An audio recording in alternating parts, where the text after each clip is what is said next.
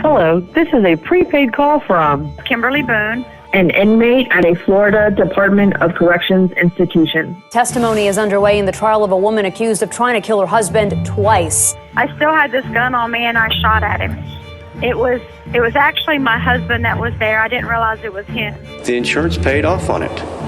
And I find it stunning that they even attempt to go back and file an attempted murder charge on it. Hello, and welcome back to 1 Minute Remaining. My name is Jack Lawrence, the host and creator of this show. This is part 2 of my chat with Kimberly Boone, the mother of 2, serving over 30 years in prison for arson and first-degree premeditated attempted murder against her husband.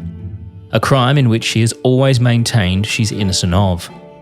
As always, if you haven't listened to part 1 of this story, time to hit that pause button, jump on back, catch up, and we'll be right here waiting for you when you have. In the previous episode, we heard all about Kim's early life. As she put it, she led a very normal existence. A mother of 2 kids and wife to a husband she said was her best friend. However, now she found herself in jail for the very first time in her life, accused of trying to kill that best friend. There are a number of things that intrigue me about Kim's story, and we're going to cover them all. But obviously, one of the biggest things is this relationship between Kim and her husband. Kim is about to go on trial for his attempted murder, a man she says she never argued with, a man she says knew this was all an accident. So the obvious question for me is, what is he doing while all of this is going on? What's your husband doing while this is all going on? Like, obviously, you're on trial for his attempted murder after shooting him, which he's told the police was an accident. What's he doing? Is he coming to your defense? No, I never spoke to him again. He never said anything. He testified for the state, but he didn't have anything bad to say about me. He didn't, you know what I'm saying? They just asked him basically what happened, and he told them that, but there was no testimony that would even indicate that there was any kind of an issue or a problem or anything like that. Okay, so he didn't say anything bad against you. He just told them the facts of what he knew, and then that was it. Right, that's it. But he didn't sit there and go, "This is insane. My wife wouldn't try and kill me. Like, this is ridiculous." No, he never. No, he never said that. He never said anything in my defense, and he never said anything that opposed me. He just basically said, "This is what I remember from that happened this night." So then why do you think if he obviously, he said that this was an accident, and he didn't say anything bad against you, why do you think that he's just cut you off and never spoke to you again? I don't know. I feel like he was a police officer, like I said, up north, and all of his friends were, he had his best friend who was a detective, and, so they were just in the public safety line of work, and she had a lot of people that were full of integrity, and I just don't think all police officers, because of their profession, are honest. Yeah. And I feel like they talked into it and said, well, Rob, this couldn't possibly have been an accident, because of this and because of this. And I just felt like he was kind of maybe in shock about it all, or maybe he was weak-minded, something where he was kind of a private person, so I'm sure that it was a big deal for him just to be a public trial like that. Yeah, because it was all in the news. But I don't know. Yeah. But So, I don't know. I couldn't answer that. He never spoke to me again, so. we are going to take a closer look into Kim's husband's testimony when we look at her trial for the arson and attempted murder. Because let's not forget, before we even get to that trial, we first have to deal with an attempted murder trial for the shooting. Now, if you remember from the previous episode, Kim was originally arrested for shooting her husband after she says she believed him to be an intruder. In there, I heard like a noise out in the garage, like a wrench drop. So, I yelled for my husband right that second. I yelled for him. And as I yelled for him, somebody was coming at me, and he didn't make any kind of sound or anything. So I still had this gun on me, and I shot at him.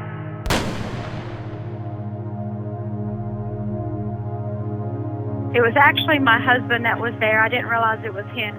And he said he had yelled out for me, and I didn't hear him. And I said I yelled out for him, and he didn't hear me. But I ended up shooting my husband. So while she's in jail awaiting her trial for that case, She was also charged with the arson and premeditated attempted murder. Yeah, a month after I had been in jail for the shooting, they charged me with arson and attempted murder so that they could use it against me in the shooting trial. If I hadn't been charged with it, they could not have used it against me. So that's what my attorney said. They charged you so they could use it against you and make it look like the shooting wasn't an accident. A case that they believe will show a pattern that she's tried and failed to kill him previously. But it doesn't quite go the way prosecutors had hoped. They kept me in jail about 16 months. I went to trial on the on the shooting. And they had all this witness testimony, but they found me not guilty of the shooting. They, by bullet trajectory, by witness testimony, because my husband was my best friend. We never fought, argued. We got along great. And I know that is not proof of anything, but it goes to show, a person's character. It goes to show the type of relationship that we had. Now, much like the Doris Moore case, Kim's case also garners a lot of media attention. And of course, upon the not guilty verdict, it was primetime news. Not guilty the verdict. Kimberly Boone, accused of trying to kill her husband on 2 different occasions, 3 months apart, was acquitted by a jury a little over an hour ago. State of Florida versus Kimberly Sue Boone, case number 09-1581 CFA. Verdict. We, the jury, find the defendant not guilty. With that, an attempted murder case ended with no emotion from Kimberly Boone. She was accused of staging a burglary at the couple's Winter Springs home, of shooting her husband straight in the chest when he walked into the dark garage. So Kim has beaten the attempted murder trial for the shooting of her husband. With all the state's evidence, a jury of her peers disagreed that this was intentional. But Kim is by no means free to go. You beat the shooting case, so then that's done, and then they take you, straight back to jail because they say, well, you're going to go to court now over the fire. Right, straight back to jail. I spoke to my attorney, and he said, well, they used everything about the fire against you already. So, he said, probably give it about 60 days, and you'll probably be out because, they didn't have a case with everything together. They've got even less now as a standalone case. He said, so they'll probably let you out in about 2 months. Kimberly Boone does not walk free. She still faces a second count of attempted murder. The state says she tried to burn down a different family home 3 months earlier with her husband in it. A neighbor saved him. Her attorney says that case has an issue as well. The problem is the fire marshal found it to be an accident. The insurance paid off on it.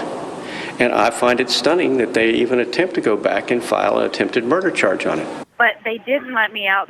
They billed a circumstantial case and made me go to trial for the fire as well. They made no plea officer or anything else like that. You'll hear this quite a lot with the cases that we discuss. Circumstantial evidence. But what exactly does that mean? With Kim being a law clerk and having studied the law for the last 7 years, I asked her to explain. Just quickly, you mentioned there's a lot of talk of circumstantial evidence. For people listening, because I know you're a law clerk in the prison, can you explain what circumstantial evidence is? Circumstantial evidence, you have hard evidence, which is basically DNA evidence, something that is actual proof of, somebody's guilt or innocence. Circumstantial means that there's nothing that can be proven. It's just kind of alluded to or suggestive. Mm-hmm. The way it works in Florida is if a case is 100% circumstantial and you can present a reasonable hypothesis of innocence, that they're not supposed to convict because there's still got to be some reasonable doubt. There's nothing that pinpoints that says this is the person. There's absolutely no doubt. It's just kind of like, this looks like it might be this. There's nothing, though, that's any proof of anything. Just a suggestion. So you're back in prison. Yeah, the lawyer said, they'll let you out in a couple of months. They haven't. They said, no, we're taking you to trial on this. What happens from there? Pretty much, I sit there like another 15 months, I think, waiting for them to set a court date for trial. We had a trial date one time at the beginning of 2011, I think, and they postponed it until the end of the year. We picked jury. In the meantime, my attorney had contacted the state attorney and asked if they were going to make any kind of plea offer. And the state attorney said, no, we're not going to offer anything because she won't take it anyway. When you first got arrested for I want to go back to the shooting again just quickly. How long were you in jail for before you went to trial? I was in jail for probably 17 months. So you I went to trial. So you spent over a year in jail for a crime you hadn't been convicted of, you'd just been accused of. And did you get? There was no Right. chance to get bail, or you just couldn't afford the bail? No, I had a bond hearing, and they told me that they were not going to grant one because they thought that I would have the means to, jump bail. So they denied it. The strange thing is, I'm also talking to another inmate at the moment who's in the male facility, and he had a history of being in prison and drug abuse, and he got sentenced, but the judge gave him a few days to get his affairs in order. So, I mean, I just find it amazing that you're a mother who, had no priors, and yet they wouldn't allow you bail. No, they wouldn't give me bail. Once you got off the first charge and you went back to jail, how long did you spend in jail before you went to trial for the fire? Oh, a little over 2 years, 2.5 years, something like that. 2.5 years you spent in jail before you even went to trial, and you've just been found not guilty of another charge. Correct. And what happened with bail in that situation? They denied it again. They wouldn't give me a bail and give me a bond. Now let's imagine this again from Kim's perspective. You've been arrested for attempted murder after you, as Kim says, accidentally shoot your husband one night. Your life is turned upside down and you are taken to jail. You've not been found guilty, you've just been charged. After a month in jail, you are then charged with arson and given another attempted murder charge for a house fire you had 4 months previously that had already been ruled an accident by not one, but 2 independent fire marshals. Then a year and 4 months later, you finally go to trial, and after weeks of evidence and testimony, you are found not guilty. But instead of walking free that day, you are sent back to jail to spend another over 2 years locked away. So you have now spent over 3 years locked up. Your freedom taken away, you haven't seen your family or had any contact with your children in that time. And so far, you have not been found guilty of any crime. In fact, you've just been found not guilty. Now, I could understand the shooting. I thought, if anything, I actually did pull the trigger, whether it was accidental or not. I actually did hit my husband, so I can see that justification. But once we take that out of the equation altogether, and you're looking at the fire, Rob was not even hurt in the fire. Yeah. They treated me like I had murdered a whole bunch of people. Yeah. And as I said, going back to this other gentleman I'm talking to, the one who was given bail, he actually skipped bail. But again, he didn't hurt anyone, and they eventually obviously caught up with him, and the judge gave him a 107-year prison sentence. Oh my goodness. Yeah. Wow. Yeah. What state was that in? That's in Florida where you are. Oh, okay. Yeah, so he basically got, because he resisted, they say he resisted arrest. He says he didn't resist arrest, but he resisted arrest. He had 2 charges of assault against a law enforcement officer, and his other basically the judge gave him the maximum sentence possible for every single charge without the possibility of ever getting parole. And he didn't kill anyone. He didn't even hurt anyone. No officers were injured at all. There are, not to get off subject, but really quickly, I see a lot of this. There are several women in prison who, I know 2 of them, both of them just had like a petty theft. They had stolen something out of the mall. And the one girl, jumped in her car and she was speeding away. And I guess the security guard called the police. So they kind of blocked her in the parking lot. So she backed up and went and drove over the curb. And she didn't even point her vehicle at an officer. The officer ran and jumped on the side of her car. And in each one of these cases, they gave these girls an attempted murder charge. What? Sentenced them to 30 and 35 years in prison because they said, they were trying to kill a police officer, and all they were trying to do was get away because they had stolen, a $10 item from the mall. And because an officer jumped on the car and put himself in danger for something so minor and insignificant, they gave these girls an attempted murder charge. It happens all the time.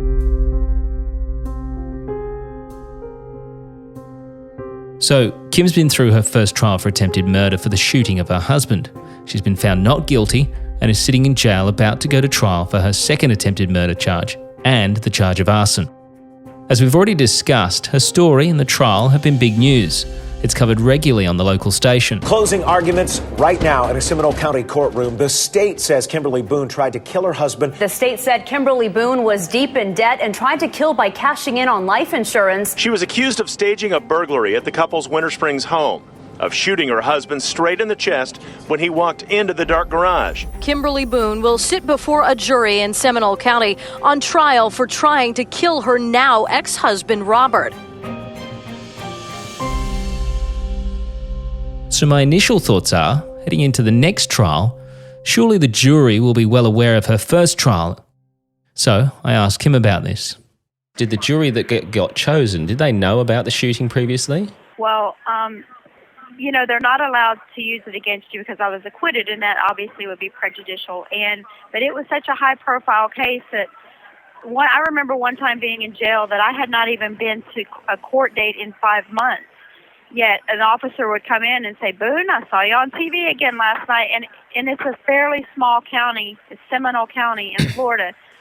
So it's very small. It's predominantly older Caucasian families who watch the news. So there's no doubt that they had to have heard about it. The judge can turn around and say to the jury, "Oh, you forget about the shooting incident, that can't be used here." But you can't stop people thinking what they're going to think. It's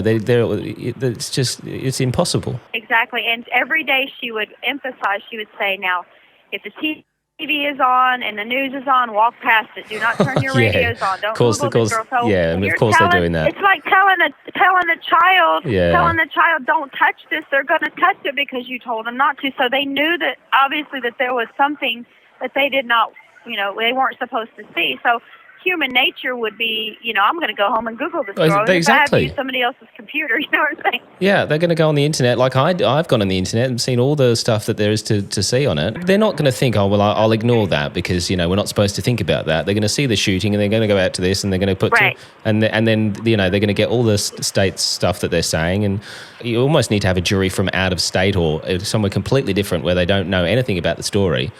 Otherwise, it's just not fair. Exactly. And he did, my attorney applied for a change of venue, which was denied because he said it was so highly publicized in such a small county.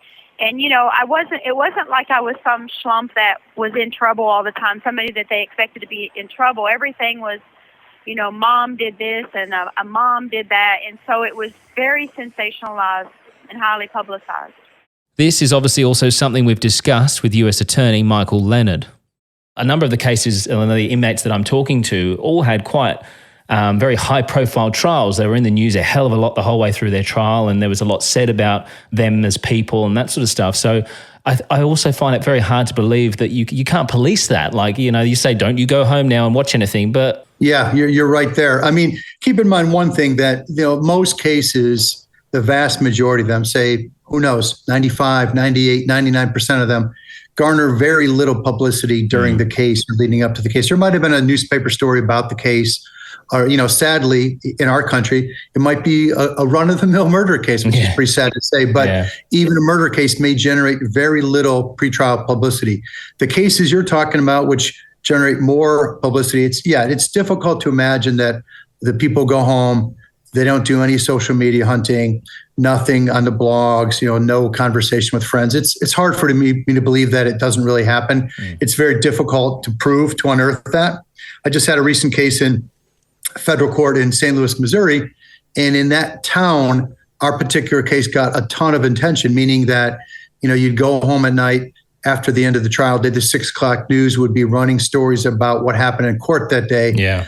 To believe that people didn't see those news stories, weren't impacted by them is probably pretty far-fetched. But, all the judge can do is remind them again and again, hey, you're not allowed to go on social media. You're not allowed to do any independent investigation. Do I believe that doesn't happen? No, I think it's far-fetched to think that people aren't doing some research on their own.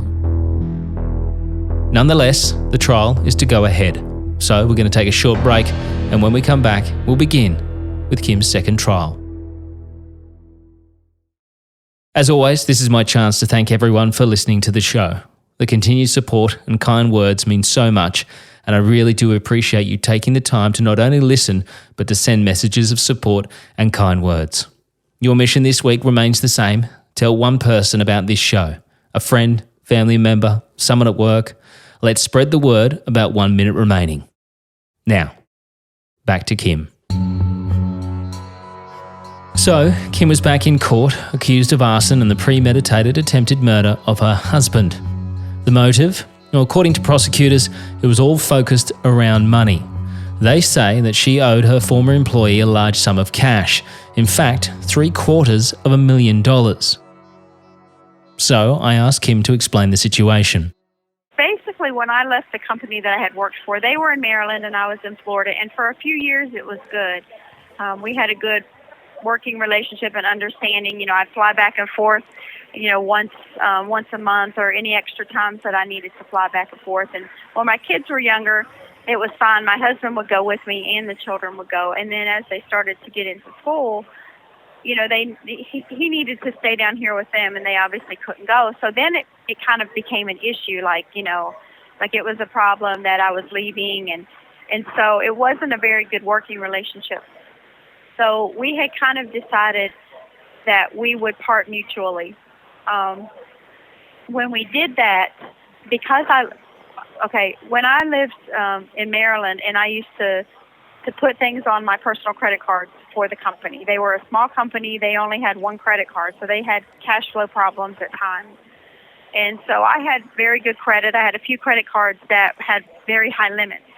So, there was one month I put $25,000 worth of computers on my card. I would pay their monthly telecom bills. So I would have a lot of expense reports that I would get reimbursed for. And when I moved to Florida, that continued. But the only difference is because of the delay in mail and things like that, instead of just submitting an expense report and getting paid, I just went ahead and paid my credit card bills for those expenses with the company account. Right. So when this started, because everything, you have to realize all this stuff kind of happened at one time. So when the police got involved, they hired forensic accountants to go into the account and try to look for inconsistencies in accounting. And that's the first thing they picked up on was, hey, she's paying her personal credit card bills with company funds. So I had several discussions with the owner of the company, because, it was months and months later. I had several discussions with him in the types of bills that I was paying for them and the expenses. And I kept saying, how much do you think that I owe you? And I'm not saying, it's really easy to get the lines crossed when you're handling everybody's, or you're handling your company's business and you're using, your personal finances. Things kind of get crossed. So I'm not saying that there weren't expenses that maybe I padded it with, like when I flew to Maryland, they also paid for my children's airfare and my husband's airfare, and things like that. So I knew that I probably did owe them some money. And it's not that it's right to do that, but that's what it did, and I can take responsibility for that. But it certainly wasn't that kind of money. Most of those expenses were business expenses. So Kim was doing what a lot of people around the world do, put company expenses on their credit card and then claim those expenses back at a later date. And of course, she just admitted that she did owe them some money for a few extra cheeky expenses here and there, but nowhere near the amount that they were claiming. But although accused of this crime, Kim had actually never been, 1, convicted of it, or 2, even spoken to by police about it. The state actually, they used it against me. They mentioned it in the trial, but I had never been charged with it. Right. So they kept saying that their theory was that I wanted my husband's life insurance money. And I kept saying, well, he only had, like $200,000 policy. And, they said, well, their thing was, people have killed for less, just real dramatic. But The theory was that I wanted the life insurance money. What's important to note there is that Kim tells us that her husband's policy was only around $200,000. So the notion that she would try and kill her husband for $200,000 to pay off a $750,000 debt does seem like an extreme measure to go to. So when it comes to the apparent embezzlement of all this money, Kim says she wasn't even actually spoken to about this until after she'd been charged with the fire. When I was first arrested, and then they came back and charged me with the fire. Then I was questioned by the FBI regarding these charges. And I never heard anything. I never heard anything for another 3 years. So I didn't even know there was anything going on. After I was convicted and sent to prison, I was taken back out to court, and I had no idea why. The state charged me 4 years later with grand theft for these funds.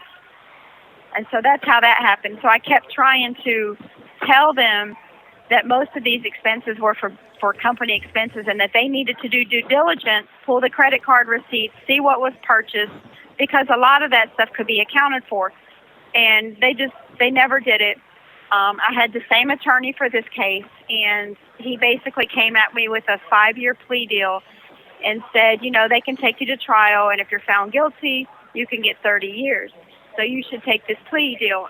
And I had been in county jail for a year on this charge, so I wasn't getting any kind of gain time towards my prison sentence. And quite honestly, it's miserable in county jail compared to prison because you have absolutely no freedom. So I had acquired a tiny little bit of freedom for those 6 weeks that I was in prison before they took me back out to county. And so I just got tired of sitting there, and I ended up signing a plea deal. My attorney said, don't worry about the restitution. We can figure it out later. We can have a hearing for the restitution, and then we can pull the records, and we can get a more accurate account of what you might owe. But that never happened because after that I never heard from my attorney again. But that's where the charges came from for the grand theft. So this was all after you'd already been found guilty of the arson and the attempted murder? Yes, and I'd already come to prison for it. And it was 4 years after. It was 4 years later, after I had been questioned by the FBI. I didn't hear anything for 4 years, and that's when they charged me. You have 1 minute remaining. Oh wow! All right, well, we're going to get it cut off. When do you want me to call you back? I mean, if you want to call me back to today, you're more than welcome. And there's our friend to wrap up the episode. Now, if you thought that this trial couldn't get any more bizarre, think again.